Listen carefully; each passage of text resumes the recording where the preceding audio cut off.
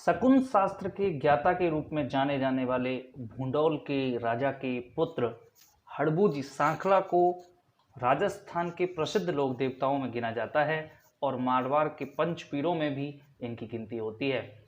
दोस्तों, हड़बूजी सांखला भूंडौल के राजा मेहाजी के पुत्र थे और ये रामदेव जी के मौसेरे भाई थे। रामदेव जी जो पंचपीरों में उनकी भी गिनती होती है। पिछले अध्याय में मैंने आपको उनको पढ़ाया था। तो हड़बूजी जो सांखला हैं, आज हम इनको लेकर चलते हैं।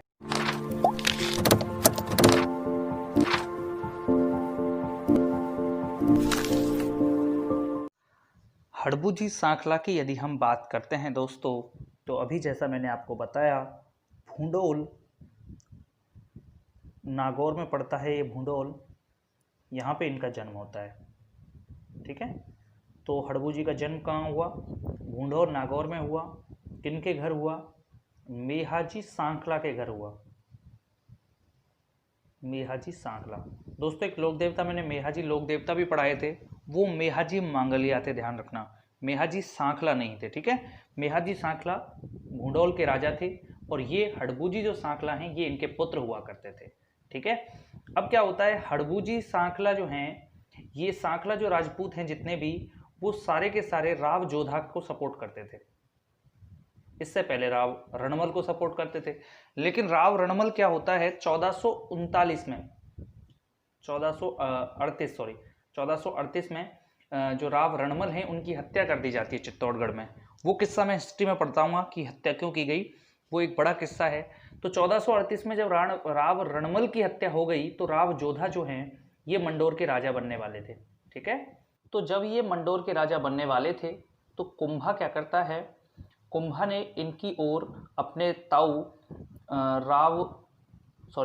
कुंवर चुंडा के नेतृत्व में इनकी तरफ सेना भेजी और राव जोधा चित्तौड़ छोड़कर तो पहले भाग ही चुके थे, अब मंडोर छोड़कर भी इनको भागना पड़ा क्योंकि चुंडा की एक बड़ी सेना थी।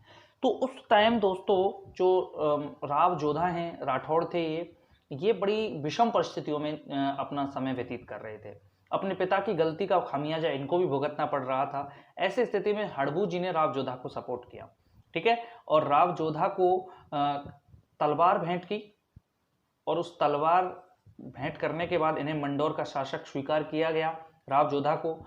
परंतु जो चुंडा है उसकी सेना पहुंच चुकी थी मंडोर, अतः यहाँ से इनको निकलना पड़ गया था। ठीक है, यहाँ से निकलना पड़ गया तो 15 वर्ष तक लगातार इनका मेवाड़ी सेना के साथ संघर्ष चला, 1453 ईस्वी तक। और इस पूरे 15 वर्ष के जो इनका संघर्ष रहा, उस संघर्ष में हड़बूजी सांखला ने इनकी विशेष रूप से राव जोधा की मदद की। जब राव जोधा दोबारा से मंडोर को प्राप्त कर लेते हैं तो हड़बूजी सांखला को ये बेंगटी गांव गिफ्ट करते हैं। बेंगटी गांव उपहार स्वरूप क्या कौन सा गांव देते हैं? बेंगटी गांव। ये कहाँ पे है? ये पड़ता है दोस्तों फलौदी जोधपुर में। ठीक है, तो बेंगटी गांव किसे दे दिया? हड़बूजी सांखला को। किसने दिया? राव जोधा ने। ठीक है, तो राव जोधा जब इसे बेंगटी गांव दे देते हैं तो ये क्या होता है दोस्तों, हड़बूजी जो थे ये मैंने आपको बताया रामदेव जी के मौसेरे भाई थे। लोक देवता मैंने आपको पढ़ाए थे, तो रामदेव जी के ये मौसेरे भाई थे। अतः रामदेव जी का प्रभाव इन पर विशेष रूप से पड़ा और रामदेव जी ने जो है इन्हें अपने गुरु बालीनाथ कहाँ रहते थे? मसूरिया पहाड़ी पर रहते थे, जोधपुर में। मसूरिया जोधपुर में रहते थे। तो बालीनाथ जी के पास ले गए रामदेव जी इनको और इन्हें भी बालीनाथ जी को इनका भी गुरु उन्होंने बनवा दिया।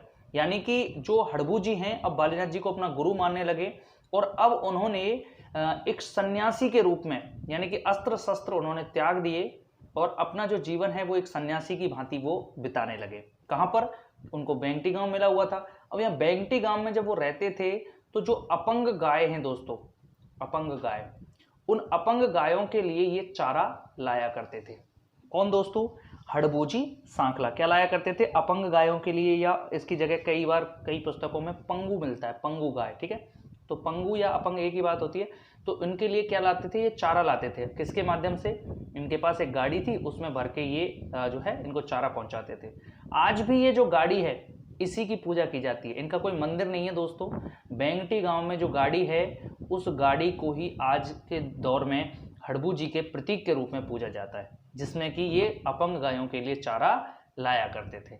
अब हड़बू जी दोस्तों क्या करते थे, अच्छा शगुन लेते थे, ठीक है, और इनके जो शगुन के हिसाब से चलते थे राव जोधा, और राव जोधा को शासक बनाने में इनकी बहुत महत्वपूर्ण योगदान रहा, इसलिए इन्हें शकुन शास्त्र का ज्ञाता के नाम से जो है प्रसिद्ध किया गया, यानी कि इनको प्रसिद्धि जो मिली वो शकुन शास्त्र के ज्ञाता के रूप में मिली। अगर इनके वाहन की बात करें दोस्तों, तो मैंने आपको सभी लोग देवताओं की कोई ना कोई घोड़ी या घोड़े का नाम बताए थे, जैसे पाबू जी की मैंने आपको केसर काल में बताई थी, ठीक है, गोगा जी की अपन ने नीली घोड़ी बताई थी, और रामदेव जी का अपन ने लीला घोड़ा पढ़ा था, ठीक है, और मेहा जी का अपन ने किरण कावरा पढ़ा था। उसी तरह हड़बू जी सांखला जो हैं, इनका वाहन जो था वो कोई घोड़ा नहीं था बल्कि सियार था। हड़बू जी का वाहन क्या था दोस्तों, सियार, ठीक है। तो हड़बू जी के वाहन के रूप में किसे जाना जाता है, सियार। मोस्ट इंपॉर्टेंट क्वेश्चन है, कई परीक्षाओं में अब तक पूछ भी लिया गया है, ठीक है। तो यहाँ पर आप दोबारा से एक बार इसको देखें कि हड़बू जी भूडौल नागौर में इनका जन्म हुआ, वहाँ पे मेहाजी सांकला के पुत्र हुआ करते थे। राव जोधा को पूरे जीवन सपोर्ट किया। सपोर्ट करने के बाद जब इनको लगा कि राव जोधा अब मंडोर के शासक बन गए हैं और स्थायी रूप से शासक बन गए हैं, बाद में कुंभा के साथ उनकी आवल भावल की संधि हो गई, अतः खतरा जो था वो मंडोर राज्य से टल गया। इसलिए हड़बू जी ने अस्त्र शस्त्र त्याग दिए और गुरु बालीनाथ की कह सकते हैं चरणों में ये आ जाते हैं। बालीनाथ जी कहाँ रहते थे, मसूरिया जोधपुर।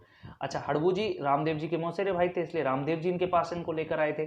अब ये क्या बन गए, योगी बन गए। योगी बनने के बाद जो गांव इनको गिफ्ट में मिला था, उस गांव में ये क्या करते थे, जो अपंग गाय थी उनके लिए अपनी गाड़ी से चारा लाया करते थे। जो गाड़ी इनकी थी वही गाड़ी आज इनकी पूजी जाती है, जो कहाँ पर है, बेंगटी गांव फलौदी में। तो इनका कोई मंदिर नहीं है, बल्कि बेंगटी गांव में इनकी जो गाड़ी है उसी की पूजा होती है। और इनका जो वाहन था दोस्तों वो क्या था, शियार था। क्या था इनका वाहन, शियार था। और इन्हें शकुन शास्त्र के ज्ञाता के रूप में पूजा जाता है। साथ ही मारवाड़ के पंच पीरों में भी शामिल किया गया है। मारवाड़ के पंच पीरों को याद करने के लिए मैंने आपको पहले लेक्चर में ट्रिक बताई थी, ठीक है, उसको आप देख सकते हैं। तो मारवाड़ के जो पंच पीर हैं उनमें इनकी स्थान आता है हड़बू जी सांखला का। हड़बू जी पर सांखला हड़बू का हाल नामक एक प्रसिद्ध ग्रंथ लिखा गया है, ठीक है। ये भी आप याद रखें कि सांखला हड़बू का हाल नामक ग्रंथ किस लोक देवता पर लिखा गया है, तो वो हड़बू जी ही हैं, ठीक है, इन पर लिखा गया है। चलिए दोस्तों, हड़बू जी तो हमने क्लियर कर लिया है। इसके बाद हम नेक्स्ट पढ़ते हैं तेजा जी के बारे में।